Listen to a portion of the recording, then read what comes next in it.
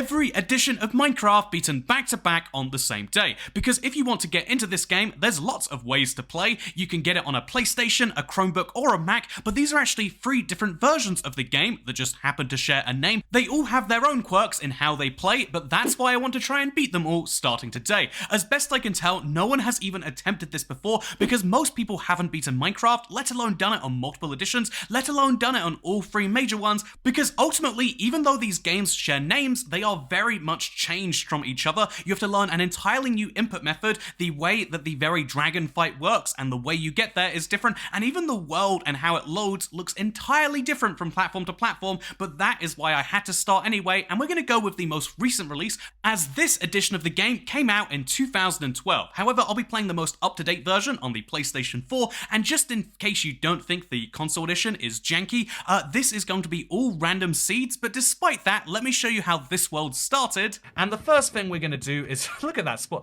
I love console edition for just the wacky spawns. I probably shouldn't have even been surprised, just like how you maybe shouldn't be surprised that this isn't going to be a flawless run. I like to show things how they really are. I'm not going to fake this for the purpose of saying I've done something I haven't. This is really something you can watch in its full 6-hour entirety, but it means because these are the first random seeds and I stuck to each world, no matter how bad it got, you're going to be seeing a lot of situations like this, my first death of the day, because spawning next to a pillager outpost is bad for your health, who would have realized? And another thing to realize is that as I've played Legacy Console for so long, I have perfect memory of how the crafting system works.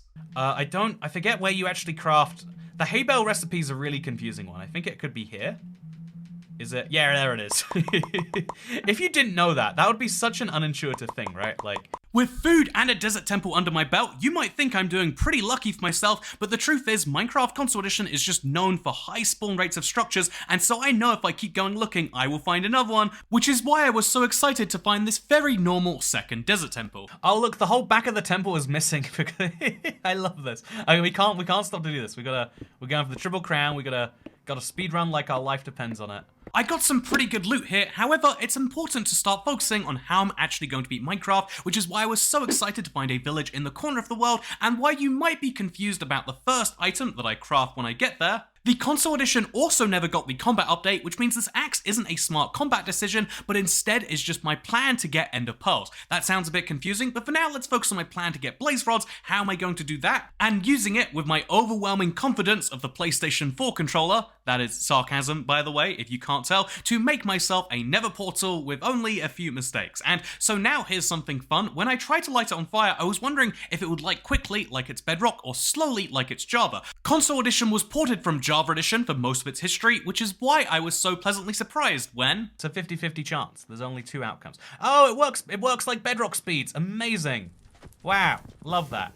Absolutely love it. Anyway, after jumping through the portal, we enter the console edition's nether. This is a very bizarre thing because just like the overworld, it is limited, but it's limited at a scaled rate of the overworld, meaning it's actually 280 by 280 blocks. This means that although I entered the nether at this timestamp, you'll see that it's just 20 seconds later that I'm already encountering blazes. However, these are blazes that I am not used to at all, and so some bad things happen. Oh, and I'm getting blown away here. I can't sprint. Oh, it's harder to sprint. Even once I get through that, there's still one big difficulty I've got to deal with, and that is the rate at which blaze rods actually drop. The other editions have a 50-50 between blaze rod or nothing. On console, when they added a new drop, instead of making it a 50-50 between blaze rod and the new drop, they made it 50-50-50, or 1/3, 1/3, 1/3 for civilized people. Anyway, it's time to go back to the overworld and to focus on the second part of my challenge now. Now we make a fletching table, which I think would be under here. Yes, it is. And we're going to make a fletching villager who is going to buy our sticks from us. That's right, in a pre-Nether update world, the best way to get to the end is actually to trade in your sticks and get ender pearls as a result. So I have myself a cleric villager who is maybe being put in a box right now, and then I have myself a fletching table villager who will definitely buy my sticks from me, except here's a wonderful thing about console edition, you can actually get the same trades done over and over again by simply breaking and replacing the table. Okay, so the way they used to do it is, yeah, you could just reset the trade really easy. We'll confirm I'm not just missing something. Is it time of day related? Do I have to just wait until he's full on? Do I miss something about the crucial? There's a crucial console exclusive problem because on console you can only trade so many times. Like it's like 6 instead of 16. Oh, man. Is that... Oh, man. Okay, there we go. Here we go. Oh, he trades for more, though. So it is fixed in that sense of the word. Oh, yeah, that's a problem I didn't consider. You might assume from the clip there this doesn't actually work like I said, but the funny thing is it totally does. And so even though I've got a cleric who is ready to buy ender pearls from me with its very funky console UI here, the truth is I didn't know that I could trade with this same villager over and over again, so I went all the way across my world and spent 20 minutes desperately selling wheat and fletching tables to anyone who would buy them. But after doing this in some confusing places for as long as it took, I had the emeralds that I needed, and so now I figured before heading home, why not throw some Eye of Enders and find the stronghold so I'd know exactly where to take my lovely, lovely things. And this went pretty well at first until I threw this particular Eye of Ender. Throw the pearl. It goes that way. Where did it end up? Did it go below the ground? Yeah, it did. I think, right? I don't see. Oh, no, it's there. It's there. So we'll just follow it this way. How far this way? It was very close to X0, so... Oh my god, watching that now still brings me so much pain. And you know what else brings me pain? When I dig down after I finally found the correct place to do so, and I dig myself into a monster that I know I have to kill in one hit, or it'll cause some serious issues. I can't attack the silverfish without getting a critical, because if you attack them without them dying, bad things happen. Room 3? And that's room 4 and 5. Okay, we're here. We found it, chat. We found it. We'll just break this while we're here. Try not to get hit into lava. Knockback is different. Have to be keep in mind. Now everything is in place for me to get to that end dimension. I just need to get the ender pearls, which are found all the way across the map. And this is Minecraft Console Edition, so that map is a whopping 864 blocks. So I cross the entire world, and when I get there, I decide to show off to the world with my advanced mathematics skill. 1, 2, 3, 4. I do at least have some top-notch inventory organization, as you can see here. Wow, that's like 6 inventory slots that are free. And then also, I buy the last of the ender pearls that I need, and this means I'm heading to the dragon. I'll never have to see another village again. And so let's head all the way back across the world.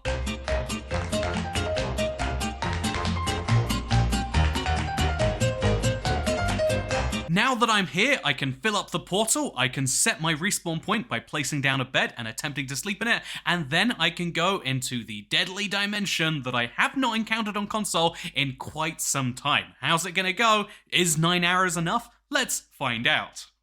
Okay, every one of these crossbow hits has to count. I don't even know if this thing has 9 durability in it. Okay, that counts. So this one is gonna be a little bit harder, but we got it. Okay, these are the only ones I need the crossbows for. Thinking back, like thinking logically. Actually, from here we can even just quite easily get that one down. I don't know if the dragon's gonna knock me off. You'd expect she wants to. We could even like put a little save thing in, right? Oh god, oh no, okay. Ooh, perfect. So this is probably a heal situation. This MLG water bucket technique is a lifesaver when you're in the end dimension, and fortunately I used it to great success the second time the Ender Dragon tried. Okay, so getting this is gonna be a bit of a challenge. Oh no, no, no, she's thrown him at me. No! Oh, do you see that? I almost MLG'd that time. It's fine. Oh, that was me being sarcastic. Yeah, that didn't go well at all. And even worse, sleeping in a bed doesn't set your spawn point in Console Edition if it's not nighttime, and so I'm in a village in the middle of the world without any of the tools needed to get back down into my stronghold. Fortunately, I overcome this adversity. I can do this. Okay, we didn't do that, but it's fine. And then I make it back into the end, where now, you better believe it's personal, I have a grudge against her, and she is going to pay like she's doing right now. That is the console edition of Minecraft Beaten, one of the editions down, but I think the problem here is there's still 2 to go. And here's the fun challenge in this. I said I would stick to the first seed I find for each of these 3 editions, so now comes the challenge. I've got 1 down, but I have to hope that when I switch to I switch from my PlayStation 4 controller to an Xbox for Windows controller, I have to hope that at this point I can beat the first random seed Bedrock throws at me. I've had my fair share of terrible seeds on this edition, so let's see exactly what it's going to be like as we load up the weird, slightly mobile, still looking edition version of Minecraft, which I like to call home. So this is the create new world screen, this is me loading up the world, and this is what it looks like immediately after spawning. Welcome to a new world. Let's play some Minecraft. This is the most generic Bedrock seed, says okay Peabody.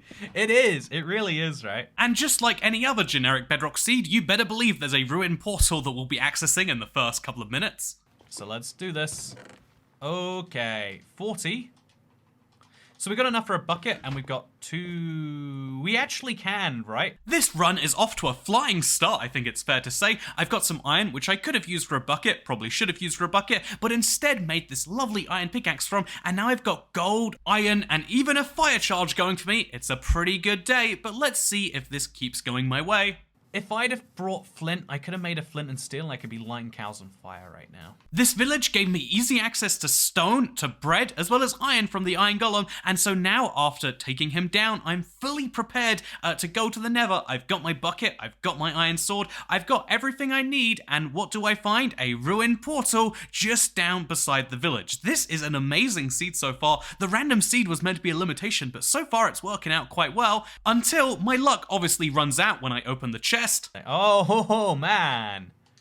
What a spawn. I got you. I'm just kidding, of course. This gave me the ability to go to the nether in just under 8 minutes, which is really impressive given this isn't a speed run. It's just some random seeds that I'm playing on different editions with different input methods. But yeah, the nether was a bit of a bummer at first, but then I found this. Wow. What did I do to you, friend? What did I do? What did I do? No, don't teleport. Don't teleport. No. Okay, I guess after all that luck, I deserved something like that. However, I'd like to point out, if you're enjoying this video so far, if you like playing across multiple editions of Minecraft, it's something I like to do a lot here on this channel, and if you want to see more of it, make sure to hit that bell. There we go. Seriously though, I love to do the things that have never been done before, and on this channel, if you subscribe, you'll see more of it, and also it's a great way to help out and show your support if you're liking this whatsoever. Speaking of liking things whatsoever, that is the exact opposite of my opinion on protecting myself with the shield. Then we're gonna make ourselves a shield, I think. I don't like shields, they're for nerds. But I am going to need it to avoid any unnecessary nether deaths, especially as I'm looking right now for either a nether fortress or a bastion, which is why it's such good news that after a well-timed MLG water bucket, but the nether edition, this happens. So that is the bastion. We will go high on the bastion. High is always better. You want to limit your angles of attack. You don't want to come from above, below, left, and right. You just want left and right.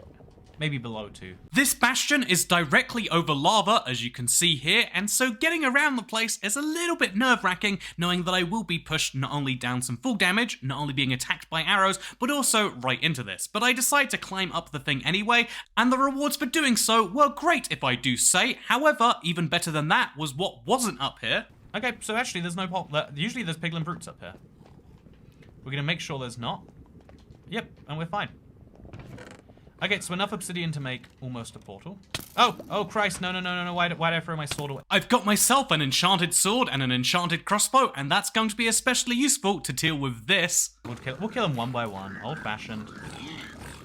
I've got enough piglins to stop myself being attacked. Anyway, now that's over, it's time to get the key thing that I'm here in the nether for, some blaze rods. And this means finding a nether fortress, which shouldn't be too hard for task, right? I mean, you can't spend that long looking for them.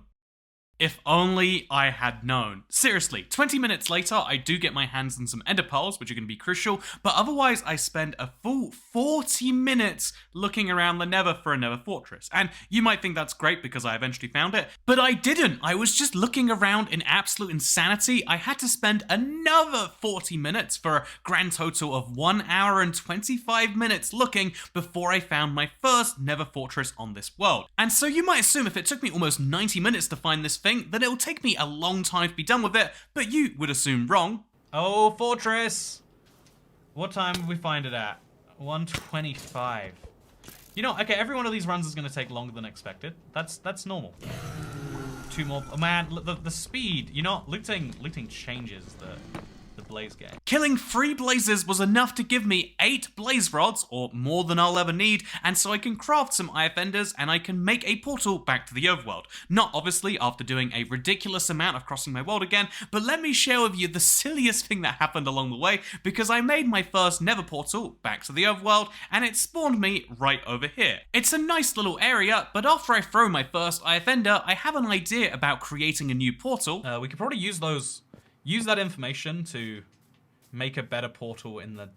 Should we do that, actually? Yeah, we could use the nether to make it better. Okay, let's do that. So it's positive X, negative Y. Negative Z, sorry.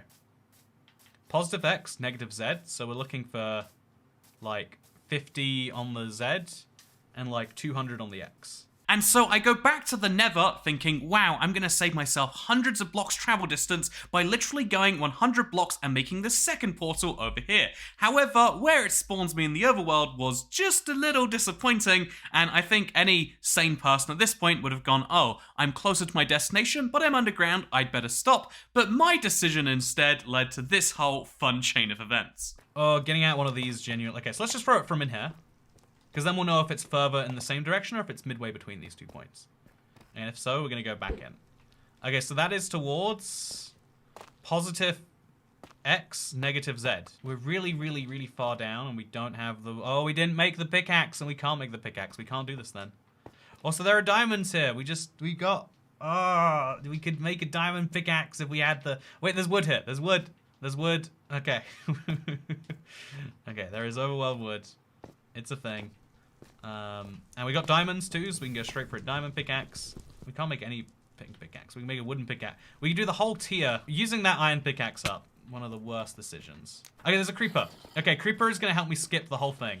Okay, here's a life pro tip, chat. You maybe have never encountered it, but it'll change your life. Do you see those diamonds up there? Okay. Oh wow, he exposed some more diamonds with his fun there. So we're gonna put a block between me and the creeper that's exploding. No, but still explode. Still explode, please. Okay, 3 diamonds, please. Oh, it's 2. It's 2. I need another creeper. There's more diamonds down there. I just need to get one more creeper over here.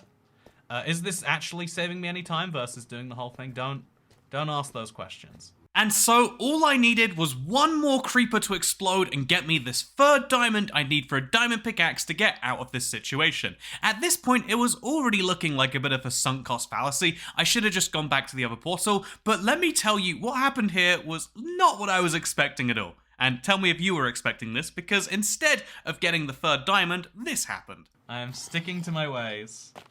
Oh, what the Has that ever happened to you in a cave? I know that means there's a monument above here, but like... Oh my... what? Now I can't make the pick. I literally cannot make the pickaxe. I am...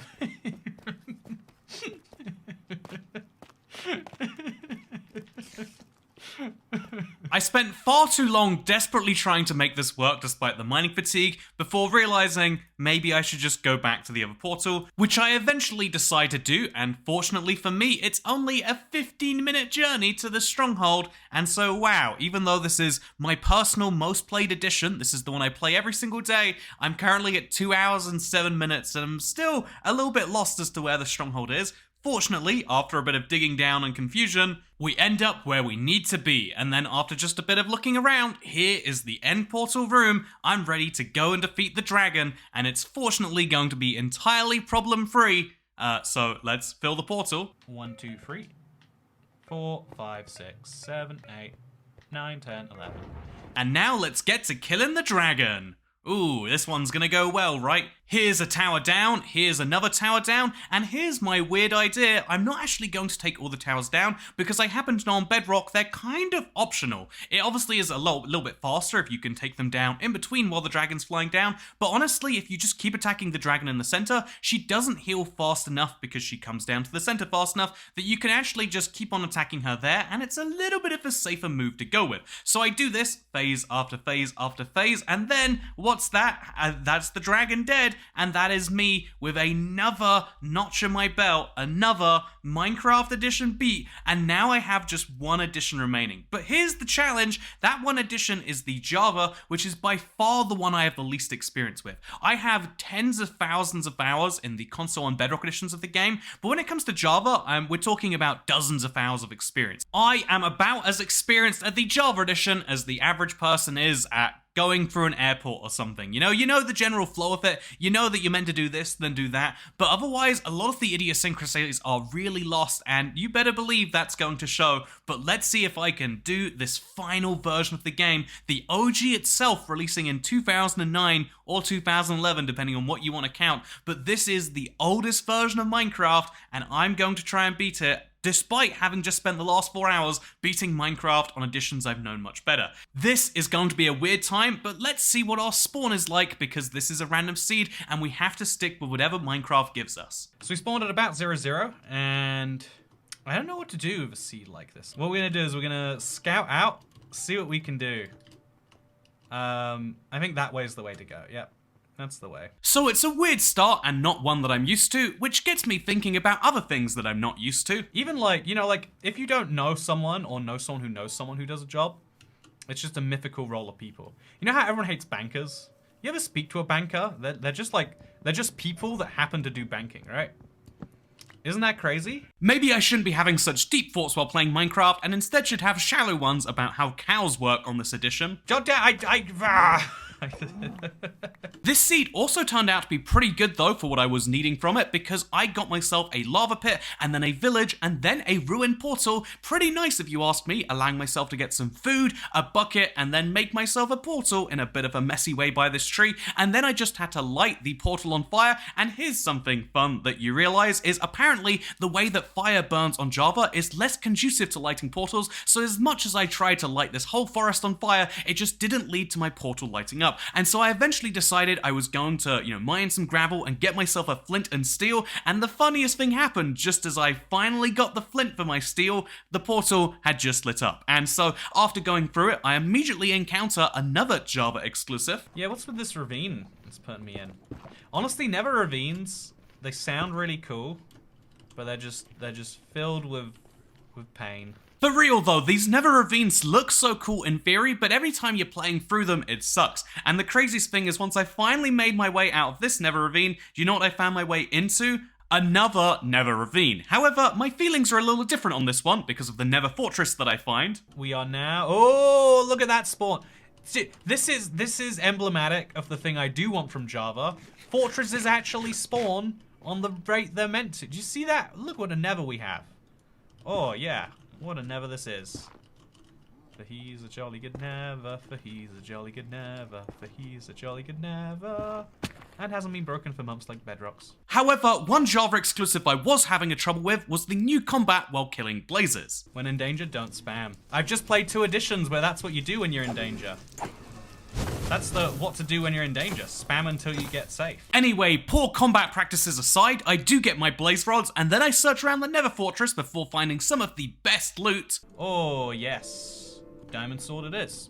And then I find a warped forest, and wow, I am less than 30 minutes in, but I already have a path to getting the Ender Dragon. This might be the fastest I beat Minecraft, despite it being the version I'm least familiar with. And although there are some weird things that happen in the warped forest, I mean, the way boats and Endermen work on this edition is very confusing to me.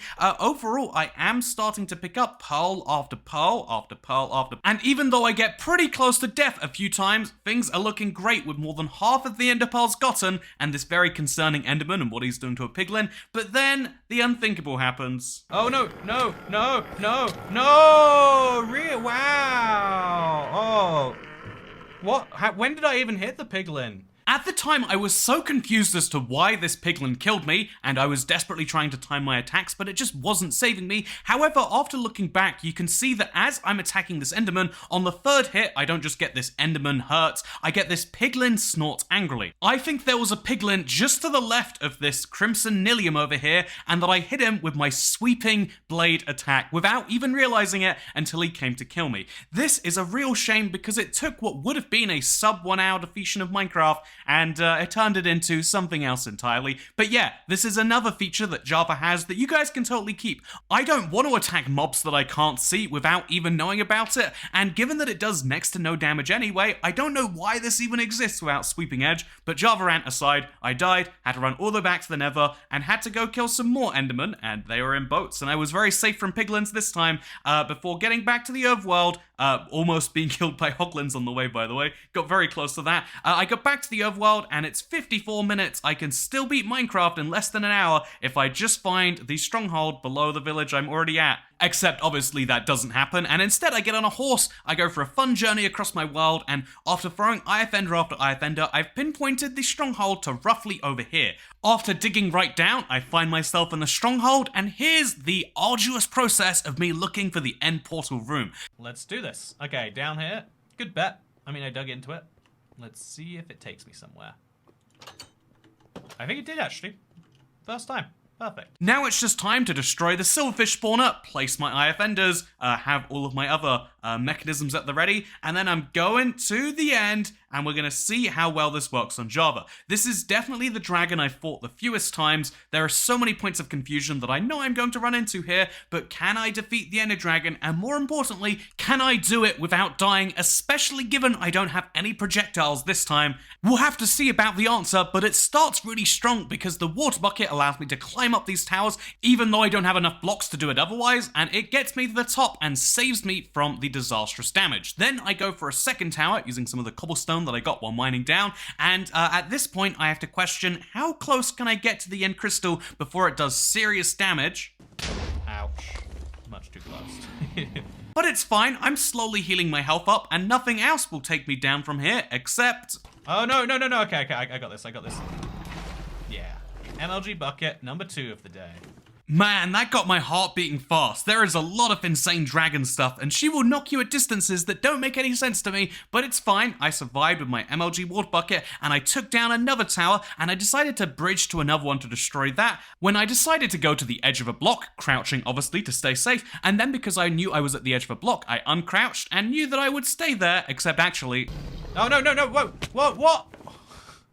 You can't crouch at the edge of a block? Okay, you know what, does that go on the list of Java exclusives you can keep? Why wouldn't you be able to stand on the edge of a block? Okay, this is fine. I may have died, but it wasn't to the dragon's hand, and so we'll just count that out as another Java death. However, after a lot of mess getting my stuff back, and after, you know, a little bit of challenge taking down the last few towers, I felt like I was finally ready to attack the dragon, and so I did precisely that, and just like on the other editions, I jumped so that I can get critical damage hits on the dragon, something which my chat started advising me not to do, but it wasn't having any issues to me, I thought.